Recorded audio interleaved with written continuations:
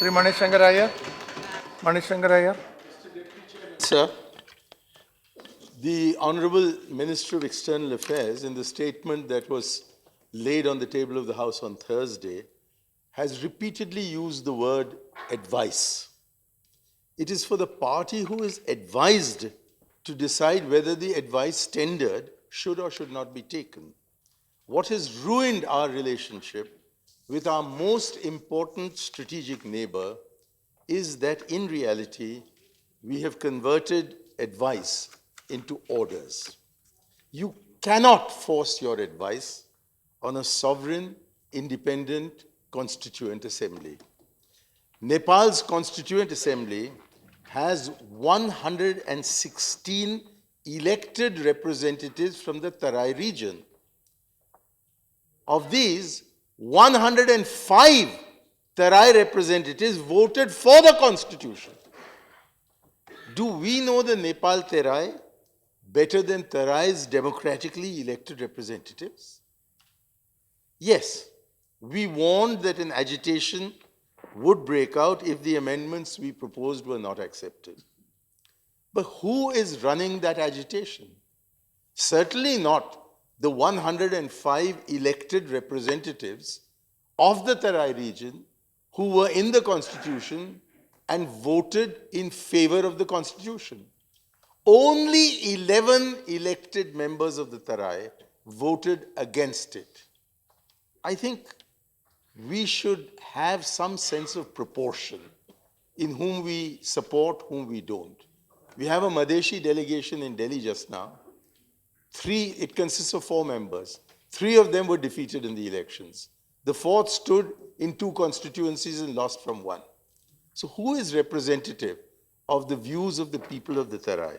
Should our interference in Nepal's affairs amount to telling the voters of the Tarai whom they should vote for? Sir, instead of rushing a special envoy to sort out the practical problems caused by the current agitation, the only special envoy the government has sent was a man who, according to one Nepali commentator, behaved as if he were Lord Curzon. Now, I know this Foreign Service officer. He has high propriety. He's a very well-behaved, well-spoken young man. So why did he behave as if he were Lord Curzon? Was he under instructions from the Prime Minister's office to misbehave in Nepal? In any case, what did he achieve from this misbehavior? So we have only last month debated our commitment to the Constitution, which we adopted on the 26th of November, 1949. Would we have stood for a foreigner arriving uninvited the next day to tell us not to promulgate our Constitution, not to proclaim it?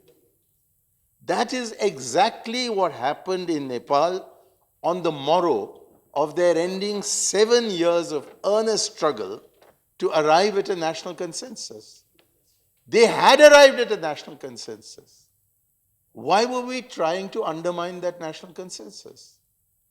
Especially when the situation in our country is that if we can amend our constitution more than 100 times, the GST Constitution Amendment Bill is numbered 122. If we can amend our constitution 122 times, why can't we trust the Nepalis to make their amendments after promulgating the new constitution? Please remember, sir, that the Constituent Assembly has decided that the parliament which exists just now will continue functioning as a constituent assembly even after it becomes a parliament. And there has been a decision taken by the Nepal cabinet, which is in the public domain, that there are issues that are outstanding and that they will sort these out through amendments to the Constitution. It is they themselves who pledged to do this. Why should we go and tell them that we don't trust you, we want to hold you to your pledge, you must do it immediately, and do it today because day after tomorrow you're promulgating the Constitution?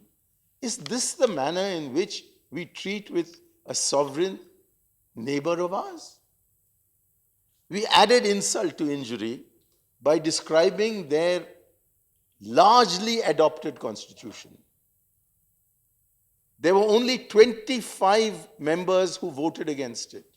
More than 500 members voted in favor.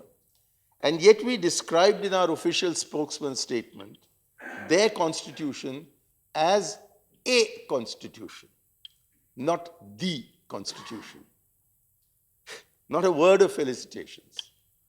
No congratulations on their changing a Hindu kingdom into a secular republic. Not a word of welcome. So naturally, the Chinese stepped in.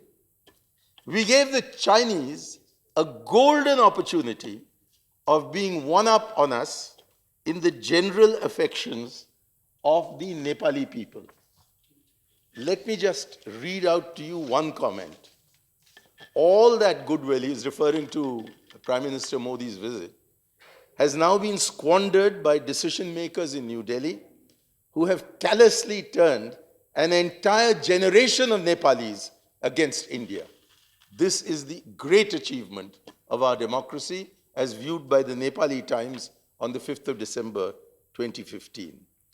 We have another Nepalese commentator who writes in the Indian press, Yuvraj Grime, saying the current standoff is only a manifestation of India not knowing where and when to stop, even when there were clear signs of India's role being counterproductive. And I have a final quotation from another Nepalese commentator, Krishna Sanjali, who said the standoff between the two neighbors is not really about the recently adopted constitution or the rights of the excluded plains community. It is about bruised egos in the New Delhi establishment trying to teach Nepali politicians a lesson for not listening to them. Is this how we wish to be perceived in Nepal? Is this not how we are being perceived in Nepal? The children of Nepal are being told that they can't go to school because India is stopping them. The women of Nepal are being told that they cannot have food, fuel, medicines, vaccines for their children because India is stopping them. What are we achieving by this kind of behavior? I don't know. Nepal we have considered as our pasban. I'm quoting from Iqbal. The guardian who is protecting us from the north. And it is this pasban that we are humiliating in the manner in which we are doing. However noble might be your intentions, Madam Foreign Minister, I am afraid this is not the way to pursue them. I really find it impossible to imagine that this is your foreign policy. For when one reads your statement, a sweet reasonableness pouring like treacle out of it. So who is responsible for this kind of bad behavior? Who is being an authoritarian vis-a-vis you and making you behave like an authoritarian vis-a-vis a neighboring country? Chuppi todo, chuppi todo. Whether the External Affairs Minister agrees or not, that we have in effect imposed an undeclared blockade on Nepal, most public opinion in Nepal believes that we have.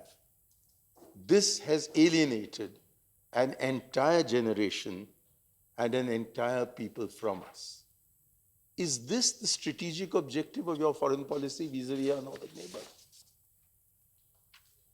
Again and again it has been stated in this House, and I trust you'll respond to it, that the UNICEF Executive Director has estimated that 3 million children, 30 lakh children, as pointed out by Sri Ram Prakash, under the age of 5 are at risk of death or disease if the blockade continues.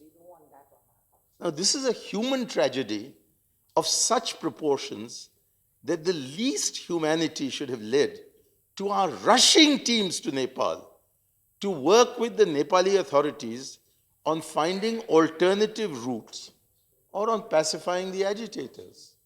It has been pointed out in this debate that there are many routes into Nepal. My own information is there are 27 of these. Only one of these is blocked, or perhaps one and a half of these is blocked. Why aren't we doing the humanitarian thing of ensuring that through other routes, along this corridor, this border which is nearly 1800 kilometers long, we can't find entry points to go in there? Or the suggestion that Dr. Karan Singh made, that we airlift vital medical supplies at least to them, that we airlift, that we find some way of getting the fuel in there. For if we don't, it's not as if Nepal doesn't have an alternative. Nepal can either look southwards or it can look northwards. For a long, long time, the Himalayas were impenetrable. They no longer are. They can be penetrated, they can be flown over, and there are land routes that can be opened between Tibet and Nepal. And if any of these were to be used, then the strategic objective of our having a certain number of states, independent sovereign states, on the northern borders of India will be defeated. And if they are defeated, our internal security is more threatened than by the Whistleblowers Protection Bill.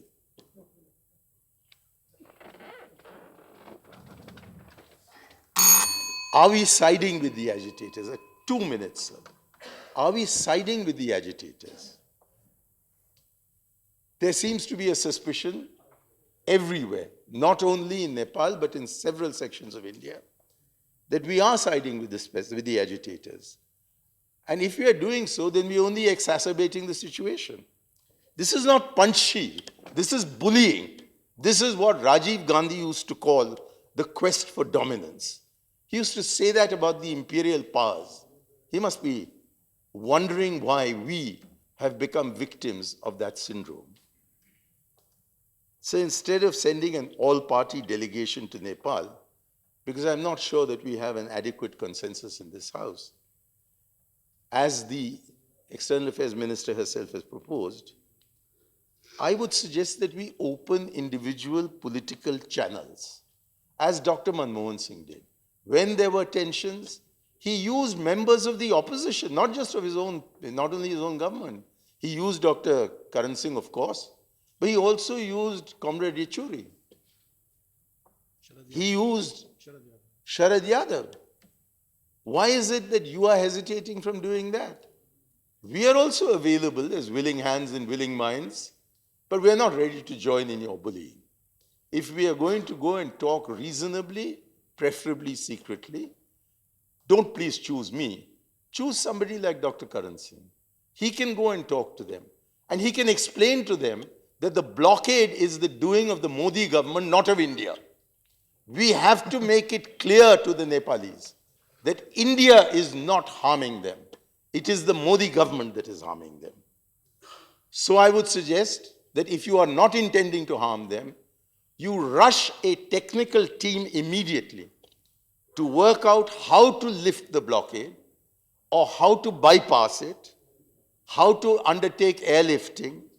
There are at least 27 alternative routes available for reaching food, fuel, essential medicines and vaccines to our neighbor. Please don't create a situation in which clashes are provoked. Remember, there are 500,000, that is 5 lakh Madhesis living in Kathmandu and in that valley. If you start joining hands with those who are conducting the agitation instead of functioning as a good neighbor who pacifies matters, you may end up endangering the very people whom you pretend to protect. Please do not allow the situation in Nepal to become as it became in Sri Lanka in 1984. Please stop all this provocation. Turn to the Nepalis as a friend. Stretch your hand out to them. And if we see that the government of India is being friendly towards Nepal, that's the right time when an all-party delegation goes and says, we support you. You send an all-party delegation now, and even if I keep my mouth, of course I've said I won't be in it, but even if I keep my mouth shut in the official meetings, They all know in Nepal what is the stand that I've been taking. Therefore, if we don't do all the things that I've suggested, we will lose the game to the Chinese and forfeit the goodwill of the Nepalese people for years and years to come. Thank you, sir. Okay. I think that is now discussion hour. I think